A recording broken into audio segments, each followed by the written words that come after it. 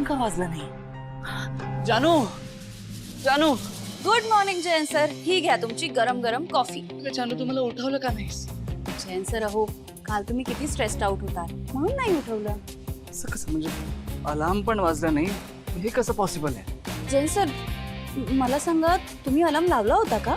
हो जानू, सकाळी तू बंद केलास का? नाही, मी का बंद करेन? ओके सॉरी, प्लीज चिडू नकोस. मी काय ब्लेम नाही करत आहे. मला एवढंच विचारायचं होतं की सकाळी आपण ते झोप मोड होईल म्हणून आपण बंद करतो, तर तसं काही केलंस का तू? नाही हो जयंत सर, पण मला एक सांगा, तुम्ही खरंच अलार्म लावला होता? जानू, मी अलार्म लावला होता. अहो पण मग वाजला कसा नाही? तेच तर कळत नाहीये ना. जयंत सर, हे बघा, तुम्ही आता या गोष्टीचाही स्ट्रेस घेणार आहात का? जयंत सर, हो कधी तुम्ही या छोट्या छोट्या गोष्टींचा स्ट्रेस घेणं थांबवणार आहात? मी कुठे स्ट्रेस घेतोय? मी फक्त विचारलंय ना. अहो पण किती पॅनिक होऊन विचारताय तुम्ही हे. जयंत सर, मी तुम्हाला सांगते, या अशा छोट्या छोट्या गोष्टींचा स्ट्रेस घेणं, त्यांच्याबद्दल इतका विचार करणं, अशा गोष्टी विसरणं, हे काही चांगले सिम्पटम्स नाही आहेत. हे ना पुढे जाऊन खूप प्रॉब्लेमॅटिक होऊ शकतं. कळतंय तुम्हाला? ठीक आहे, कदाचित मीच विसरलो असेल अलार्म लावायला. एनिवे, मी पटकन रेडी होतो. एक मिनिट, कुठे जायचं आज तुम्हाला? बाकी जानू, ऑफिसमध्ये एक जुने क्लायंट येणार आहेत भेटायला. म्हणजे ॲज सच बिझनेस मीटिंग वगैरे काही नाही आहे, पण आमचे जुने रिलेशन्स आहेत, त्यामुळे लवकर जावं लागेल. आज इम्पॉर्टंट मीटिंग नाही आहे ना तुमची? नाही, इम्पॉर्टंट मीटिंग वगैरे काही. ओके, मग आज तुम्हाला घराबाहेर पडण्याची परमिशन नाही. परमिशन नाही म्हणजे? म्हणजे जयंत सर, जोपर्यंत तुम्ही घराबाहेर पडण्यासाठी फिट आहात असं मला वाटत नाही, तोपर्यंत मी तुम्हाला घराबाहेर जाऊ देणार नाही. अगं जानू, असं करून कसं चालेल ना? मला जावंच लागेल तिथे. नाही हा जयंत सर, तुम्ही ऑफिसला जाणार नाही आहात, तुम्ही घराबाहेरच पडायचं नाहीये. आणि हे मी तुम्हाला खूप सिरियसली सांगते. जयंत सर, तुम्हाला कळत कसं नाहीये हो? हे बघा, हल्ली तुम्ही खूप स्ट्रेस्ड असता, मेंटली स्टेबल नाही आहात, वियर्ड वागता. ह्या अशा अवस्थेत ऑफिसला जाणार आहात का? असे जर का गेलं तर विचार करा काय होईल. हे बघा, सगळ्या स्टाफ समोर जर का तुमचा अपमान झाला ना, तर ते काही मला सहन होणार नाही. म्हणून सांगते तुम्हाला, प्लीज ऐका माझं. आणि जर का ते क्लायंट तुमचे एवढे चांगले मित्रच आहेत, तर बोलवा ना त्यांना घरी. नको जानू, घरी नको. का? काय प्रॉब्लेम आहे? जयंत सर, हे बघा, मी तुमचं काहीही ऐकणार नाहीये. तुम्हाला त्या क्लायंटला घरीच बोलवावं लागेल. ठरलं? जानू, अगं पण बिन काही नाही जयंत सर, मला तुमचं काहीही ऐकून घ्यायचं नाहीये. कम ऑन जयंत, क्लायंटला घरी बोलवायला हो म्हण, तरच मला जे करायचंय ते करता येईल. जयंत सर, तुम्ही जर का माझं काही ऐकणार नसाल, मला तुमची काळजी घेऊ देणार नसाल ना, तर मलाही तुमचं काही ऐकायचं नाही. आणि हो, यावेळेस मी माझा डिसिजन बदलणार नाहीये. आता तुम्ही ठरवा तुम्हाला काय करायचंय. ओके, सॉरी जानू, मी त्यांना घरी बोलवतोय. मी आता लगेच फोन करतो त्यांना. Okay, happy?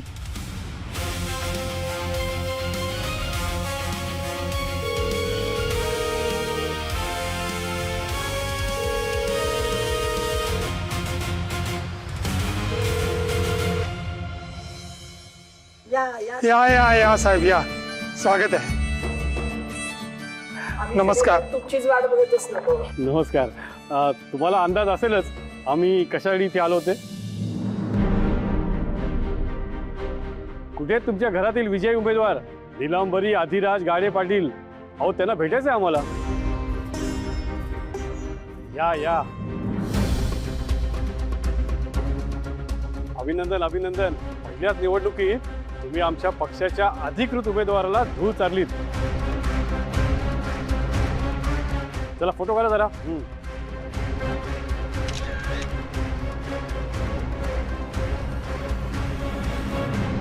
अहो पण साहेब, आपल्या उमेदवाराची हार. अहो, हार जीत तर होतच राहणार. अहो, पक्ष हारला असला तरी पद तुमच्या कुटुंबातच आले ना.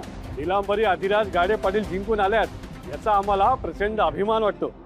हे असं नेतृत्व आपल्या पक्षात असायला पाहिजे. अहो, त्या अपक्ष असल्यामुळे काय झालं? ताबडतोब यांचा पक्ष प्रवेश करून घ्या आणि लगेच तशी प्रेस नोट ही काढा.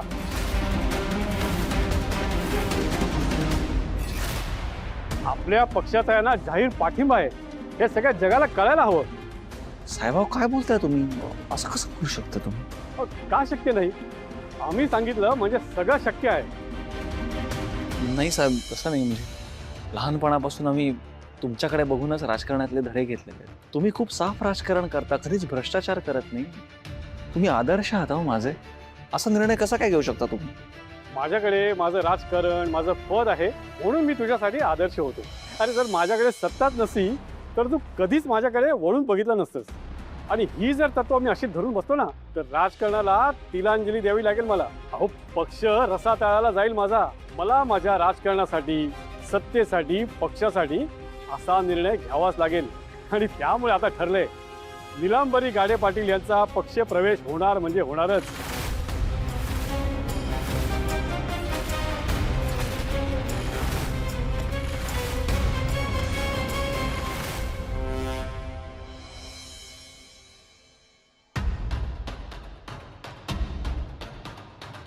बरं झालं मेसेज केलास, बेल नाही वाजवलीस, नाही तर त्या जयंतला संशय आला असता.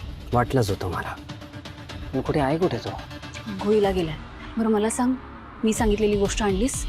येस, हे घे तू मागवलेल्या झोपेच्या गोळ्या. थँक्यू सो मच विश्वा. नाही तर ऐन वेळेस ही गोष्ट मॅनेज करण्यात ना मला खूप डिफिकल्ट झालं असतं. अगं थँक्यू काय त्यात, उलट तुला मी थँक्यू म्हणायला पाहिजे माहिती आहे का? अगं तुझ्यामुळे मला असा एंटरटेनिंग अमेझिंग ड्रामा बघायला मिळतोय, तोही विदाऊट सबस्क्रिप्शन. कठीण आहे आजच्या काळात. हो आय नो, पण एक मिनिट, या एंटरटेनिंग ड्राम्यामध्ये तुझा पण एक इम्पॉर्टंट रोल आहे, हे विसरू नकोस. ऑफकोर्स आठवतंय मला. बरं चल काम सुरू करूया, कारण तो कुठल्याही क्षणी खाली आहे. हो ये आत ये पटकन.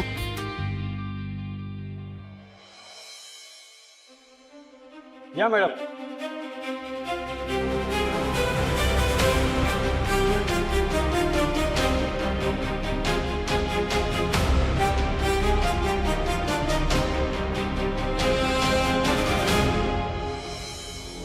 अभिनंदन ताई, आता तुम्ही आमच्या पक्षाच्या अधिकृत पदाधिकारी झालात.